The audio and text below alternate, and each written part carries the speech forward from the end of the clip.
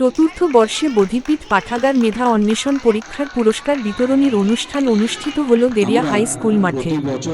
জানা যায় প্রথম শ্রেণী থেকে দশম শ্রেণী পর্যন্ত মোট 450 জন ছাত্রছাত্রী পরীক্ষা দিয়েছিল কয়েকদিন আগে দেরিয়া হাই স্কুলে।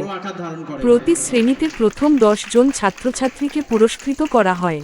পরীক্ষার প্রশ্নপত্র তৈরি থেকে উত্তরপত্র এবং অষ্টম থেকে দশম শ্রেণী প্রথম 3 জনকে বই ও আর্থিক পুরস্কার দিয়ে সহযোগিতা করেছেন সাম্পান চ্যারিটেবল ট্রাস্ট এবং প্রথম শ্রেণী থেকে সপ্তম শ্রেণীর উত্তীর্ণদের সম্মাননা প্রদান সহায়তা করেন rotary club of Salt Lake central. অনুষ্ঠানে উপস্থিত ছিলেন বোধিপীঠ পাঠাগারের অভিভাবক অশোক বসু, দীপান্বিতা ঘোষ। সাম্পান চ্যারিটেবল ট্রাস্টের পক্ষ থেকে উপস্থিত ছিলেন সভাপতি মলয় কুমার ঘোষ, সম্পাদক সৌরজিৎ সাহা, রাষ্ট্রপতি পুরস্কার প্রাপ্ত রীতা মণ্ডল, এছাড়াও দেরিয়া হাই স্কুলের শিক্ষক কমলেশ দাস, শ্রীফলতলা প্রাইমারি স্কুলের প্রধান শিক্ষক তাপস খা, আকাশবাণীর সংবাদদাতা সুব্রত চক্রবর্তী, সোনারতরী সংস্থার সম্পাদক অনাদি রঞ্জন হালদার সহ শিক্ষাবিদ গোপাল চন্দ্র হালদার, শিক্ষক সুব্রত প্রামাণিক, বিলাস ঘোষ সহ অন্যান্য গুণীজনেরা। সভায় দেরিয়া নিম্ন বুনিয়াদী বিদ্যালয়ের প্রধান শিক্ষক প্রদ্যুৎ ঘরামি মহাশয়কে কর্মজীবনের অবসর গ্রহণের জন্য বোধিপীঠ পাঠাগারের পক্ষ থেকে সংবর্ধনা দেওয়া হয়। গ্রিন টুমরু সংস্থার সম্পাদক পিন্টু ঘোষের সৌজন্যে সুরশ্রী গ্রুপ সঙ্গীত পরিবেশন এবং শিক্ষিকা অপর্ণা পালের নেতৃত্বে তার ছাত্রীরা নৃত্য পরিবেশন করেন। অনুষ্ঠানে সমাজসেবী অর্পিতা ভান্ডারীকে বিশেষ কাজের স্বীকৃতি স্বরূপ সংবর্ধনা দেওয়া হয়। এছাড়া এবছর আর্ট স্কুলকে ভালো রেজাল্টের জন্য পুরস্কৃত করা হয়। সমগ্র অনুষ্ঠানের সঞ্চালনায় ছিলেন বোধিপীঠ পাঠাগারের সম্পাদক শুভেন্দু বসু ও সহযোগিতায় সোম বসু।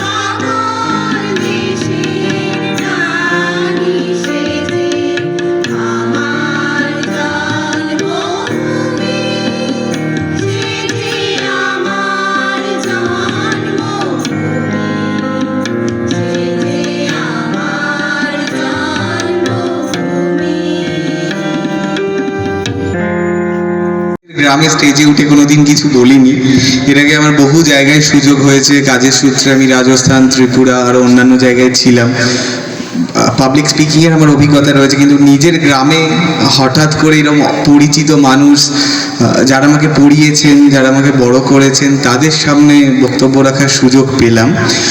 সাধারণত আমাদের এই যে বোধিপীঠ পাঠাগার 2021 সালে আমরা শুরু করি। কোভিডকালে আমি যখন বাড়িতে ছিলাম তখন দেখলাম যে বাচ্চাদের মধ্যে বই পড়ার আগ্রহ কমে যাচ্ছে, তারা বই পড়ার সুযোগ পাচ্ছে না।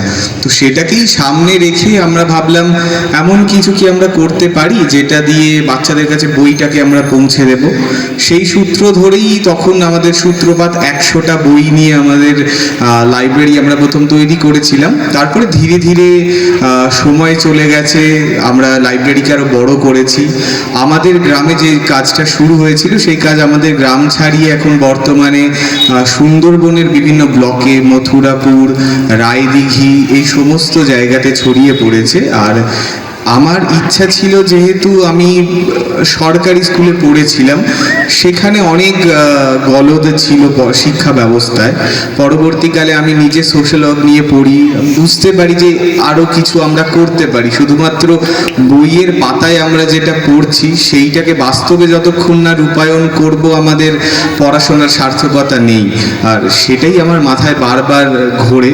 সেই ভেবেই আমি ধীরে ধীরে আমার একটা অর্গানাইজেশন তৈরি করলাম, যার নাম খুবই বড়, সেটার নাম নিয়ে লাভ নেই। আমরা বোধিপীঠ পাঠাগার বলেই পরিচিতি পেয়েছি, সেটাই আমার খুব ভালো লাগে। তো আমরা বিভিন্ন জায়গায় কাজ করছি যাতে বিভিন্ন নতুন নতুন শিক্ষা পদ্ধতি অবলম্বন করে বাচ্চাদেরকে আমরা পড়াতে পারি। বাচ্চাদের কাছে, যাদের কাছে লাইব্রেরি নেই, তাদের কাছে লাইব্রেরি আমরা পৌঁছে দিতে পারি।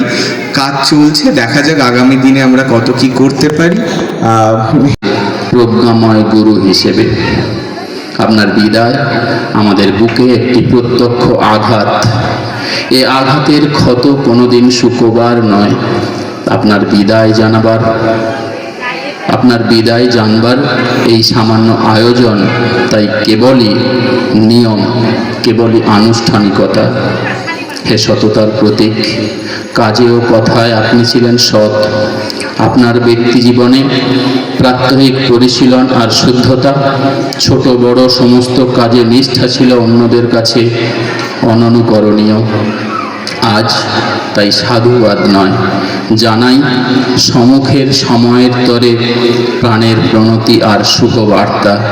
আর বলি, আপনি ছিলেন, আপনি আছেন, আপনি থাকবেন চিরকাল আমাদের স্মরণে মননে হয়ে বড়ই আপন।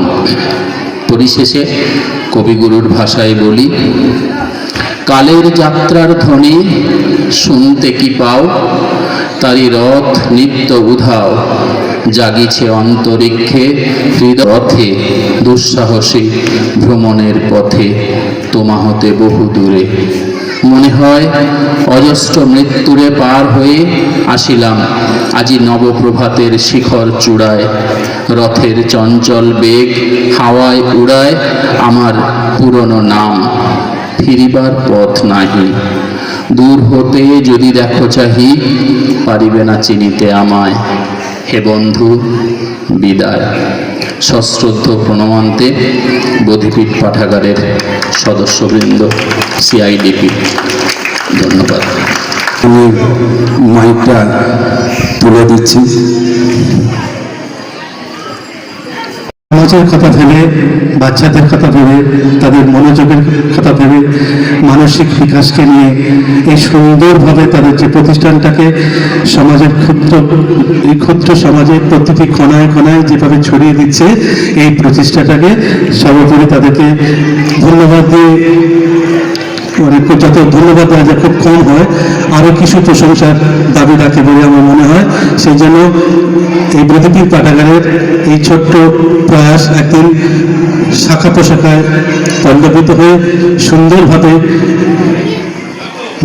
বড় বৃহস্পতির মতো শিকড় বিস্তার করবে, গোটা গ্রামে গ্রামে ছড়িয়ে পড়বে। ছাত্রছাত্রীদের মধ্যে এই বই পড়ার অভ্যাস বা এই যে ছাত্রছাত্রীদের নিয়ে যে ট্যালেন্ট সার্চ পরীক্ষাগুলোর মাধ্যমে তাদেরকে যে উৎসাহ দান, এই পুরস্কার প্রদানের মাধ্যমে তাদের মনোযোগটাকে আরো বেশি নিয়ে যাওয়া, এই পড়াশোনার মধ্যে দিয়ে নিয়ে যাওয়ার জন্য এই সমস্ত দিকের কথা চিন্তা ভাবনা করার সঙ্গে সঙ্গে বিদ্যালয়ের বাধা ধরা জীবনের সঙ্গে এই আজকে একটা স্কলারশিপ ডিস্ট্রিবিউশন হলো, সেটা অর্গানাইজ করেছে integrated programme for social development বলে বোধিপীঠ পাঠশালা এবং জগৎজ্যোতি ঘোষ স্কলারশিপ ডিস্ট্রিবিউশন। অনুষ্ঠানটা ভীষণ সুন্দর হচ্ছে। একটা গ্রাম্য পরিবেশে লেখাপড়ার গুরুত্ব এবং বর্তমান সমাজে অত রকম বিনোদন মাধ্যম, অত রকম এক্সপোজার, তার মধ্যেও লেখাপড়াটা কতটা গুরুত্বপূর্ণ, সেই জিনিসটা যে এই ধরনের অনুষ্ঠানের মাধ্যমে আমরা প্রচার করতে পারছি বা অনুষ্ঠান উদ্যোক্তারা প্রচার করতে পারছেন, এটাকে আমি খুব একটা বড় প্রয়াস বলে মনে করি। এটা সত্যি একটা সমাজে উন্নতিমূলক প্রয়াস।